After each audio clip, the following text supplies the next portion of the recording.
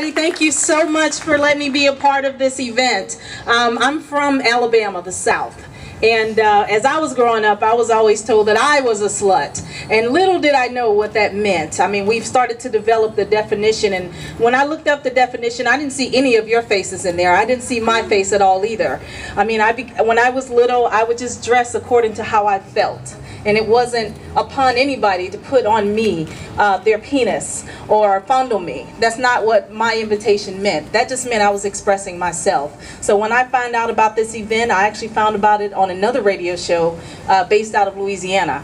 And of course I saw it was coming out of Canada, and I reached out to Charlie, and I was just really excited to have her on the show and to be a part of it and to help promote it also. So I'm glad to see everybody out here. It looks like it's a new movement happening. We're going to redefine that word and probably just get rid of it altogether, because we've already put so many other definitions on it that means that that's an invitation to demean me.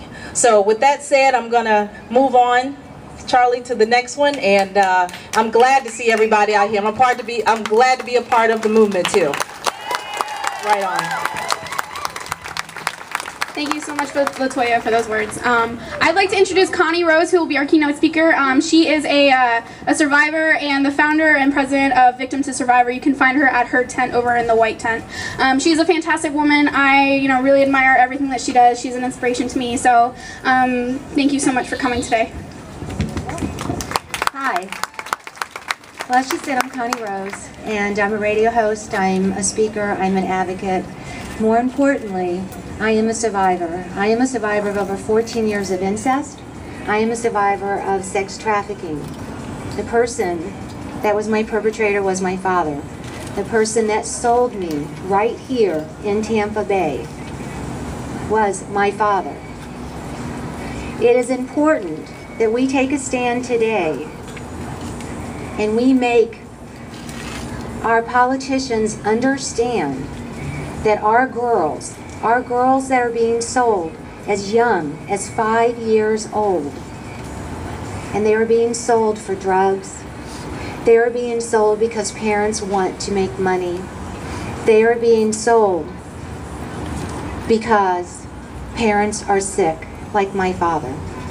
My father had at one time over 75 victims.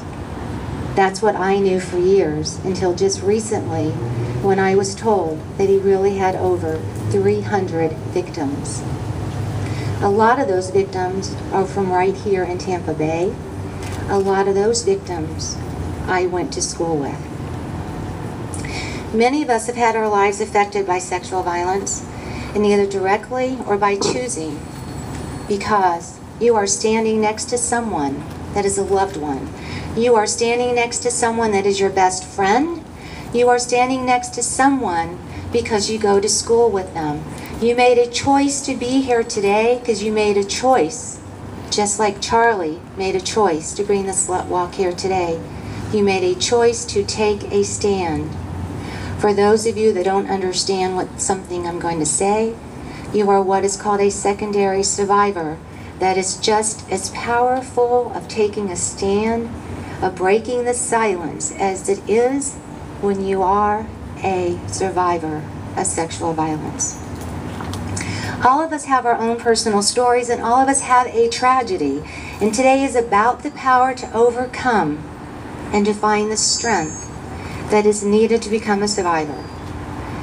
I'm in my mid-50s. And I have 2 grown children. Are we still getting a feedback? Okay. I have a daughter.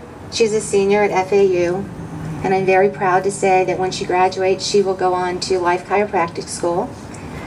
I have a son that's 28, and he is an assistant fashion designer for menswear at Perry Ellis. Those are my 2 greatest achievements in life. Up until the day that I finally made the decision that I was going to conquer the world in breaking the silence, and that I was going to actually start my own organization, which is Victim to Survivors, so that I could stand before you as this woman in her mid-50s and to legislate and to not let anyone ever again tell me, just like no one will ever tell you again, that you cannot break the silence, that you do not have a voice, that it is okay to rape you every single day of your life or every single night when you go to bed. Because you see, I know what that's like. I know what it's like to be a little girl. I know what it's like to have to try to lock my door and have it unlocked at night. I know what it's like to have that ghost come in at night. I know what it's like to sit there in terror, and I see faces. I see people shaking their heads. I see people holding on to each other. That's why we're here today, because we're here to support each other so that it doesn't keep happening. We're here to support each other so that we can stop this, because it's become a horrific epidemic. Safety is a right, it's not a privilege. And most of us are unaware how many survivors walk among us. You know, a lot of you went to Starbucks, I bet, today. You didn't stop to think how many people in that Starbucks are survivors. 1 in 3 women are sexually abused. 1 in 6 men are sexually abused, and that is only what's reported. So can you only imagine if we reported that we were sexually abused? What would those numbers really be like? You know, after my father would come in and hurt me, he would say he loved me. He actually had the audacity to tell the detectives once that the reason that he raped me over and over and over again was because he was in love with me. Can you imagine a father being in love with his own daughter? I was Daddy's little girl, his treasure. Sometimes he would leave a quarter on my dresser. Oh, and I remember what it was like as a little girl to take that quarter and rub it in my fingers. And I would go the next day to the store and I would spend that quarter. Little did I know that he was setting me up for a bigger conspiracy in life. Little did I know that he was setting me up for one day to traffic me on these very streets that we are standing on today. I tried to tell, but no one would listen, just like so many of you that are here today tried to tell, and no one would listen to you. You tried to tell with your words, you tried to tell with your emotions, and nobody would listen to you. You're here today. After we do the walk, please come up and speak out, because we are here to listen.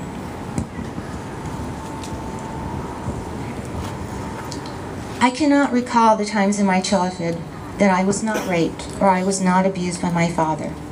It happened so regularly and so frequently. I could hear his footsteps in the hallway. I could hear the door open very late at night.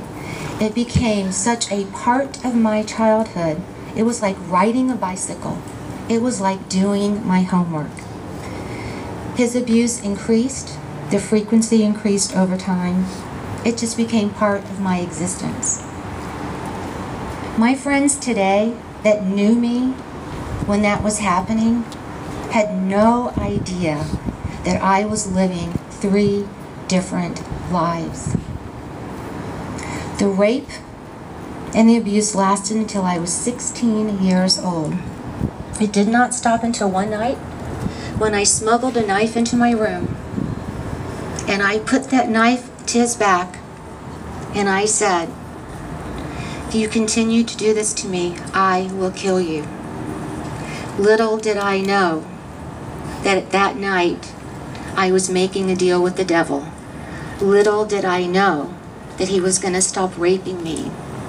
But that was the day that the trafficking started.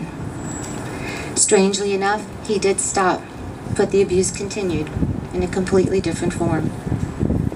From the age of 16 to 19, he prostituted me to other men, taking me out of the house and offering me to strangers in exchange for money.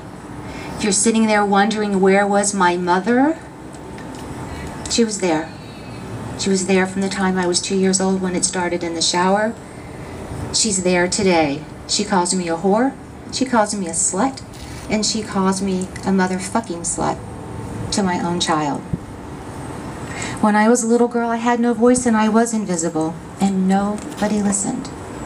All that has changed now, and I raise my voice on behalf of the children on behalf of you to break the silence so we are silent no more.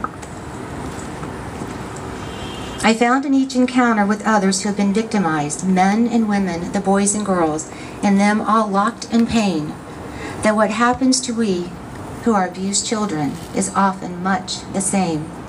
I've heard the tales of horror, the tales of fear, the tales of rejection. Over the years, I have heard so many stories, and indeed, everywhere I go, they're the same. They're all the same. Secret. It's a secret. I had a secret I never told. Today, you're here. Today, please come and tell. If a survivor has chosen to share their story, it is the greatest gift you will ever receive. Please cherish that gift. They are breaking the silence with you, and that is one of the biggest honors that you will ever receive. If you are given the gift to hear a survivor's story, please cherish it. Which brings me to the next step in my journey, and that's to give a voice. It's okay to break the silence. And I advocate for survivors to let them know that they are loved and they are not alone, that the healing journey is indeed possible. This is the hard part. It's hard to forgive ourselves because we blame ourselves. Why didn't I do something? Why was I a bad girl? Why didn't I tell? Why did I let them do this to me? But you see, you were just a child. That's all that you were. They did it to you. You didn't do it. The big lesson, and this is a big one. It's really big. It wasn't your fault. It's their fault. Please take that away with you. It's not your fault. It's not our fault. It's their fault. As I ask you, do not believe that one person can't make a difference, because look at what one person, Charlie, and her great crew did.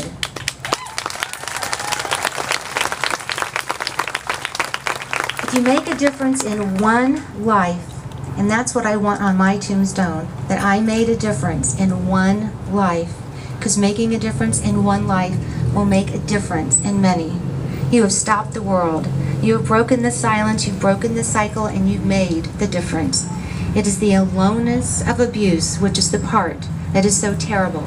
It isolates you. It makes us feel that we are bad and ugly and useless. And the list goes on. In fact, those of us who have been so wounded have our own kind of beauty. We understand pain, we understand invisibility, we understand vulnerability and silence. We have often the passion and the compassion to take pain away. How many of you are caretakers? How many of you are social workers? How many of you are pastors? How many of you are advocates? How many of you are here today because you care? This is our gift, for we are the phoenix risen from the ashes. We must make the day bright for those who are not as strong as we have become. We must march, we must protest, we must legislate, we must raise our voices into the darkness so that no children be allowed to fall, no victims survive, no victims are in silence. We are here today to make a difference. We are here today to break the silence. After we walk today, anyone that would like to come up and share, that's what this is going to be all about. So we are going to have a time that's called a speak out, and I'm going to open up the speak out. Please come, join me. This is your time to break the silence. Thank you for joining us today. You're not a victim.